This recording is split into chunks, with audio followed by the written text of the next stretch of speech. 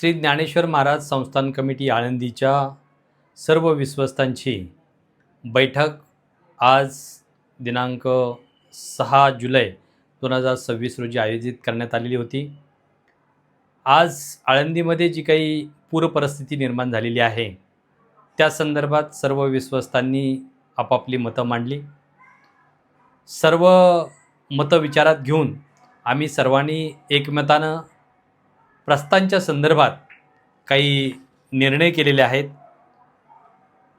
आज दिनांक 6 जुलै 2026 रोजी महाराष्ट्रभर मुसळधार पाऊस चालू आहे।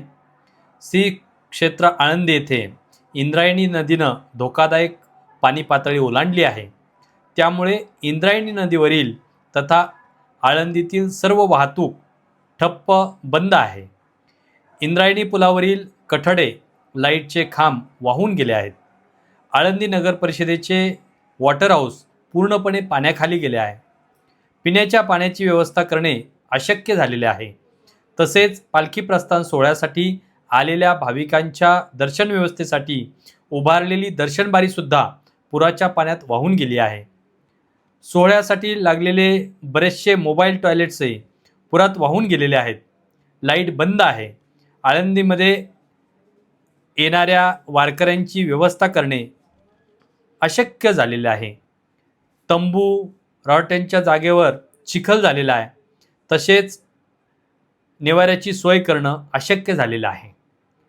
संस्थान कमिटीनं श्री संत ज्ञानेश्वर महाराज यांचा आषाढी वारी पालखी सोहळा 2026चा पालखी प्रस्थान कार्यक्रम वेळेप्रमाणे व ठरल्याप्रमाणे 8 जुलै 2026 रोजी दुपारी 3 वाजता श्री संत ज्ञानेश्वर महाराज संजीवन समाधी मंदिर आळंदी येथून सोहळा सुरू होऊन काही मर्यादित लोकांच्या सहभागात हा सोहळा संपन्न करण्याचा निर्णय संस्थांनं घेतलेला आहे।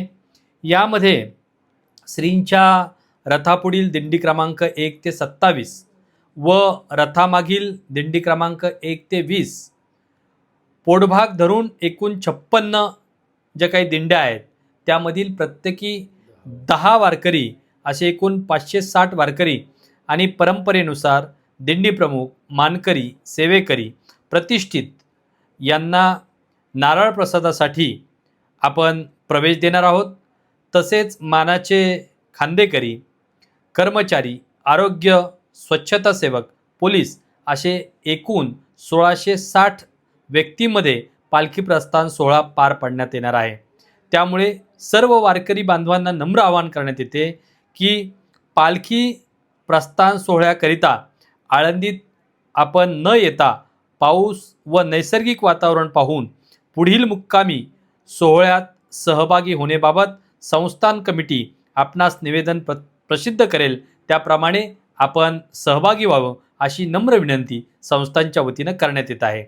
देवस्थानना आपल्या सर्वांच्या सहकार्याची अपेक्षा आहे। रामकृष्ण हरी।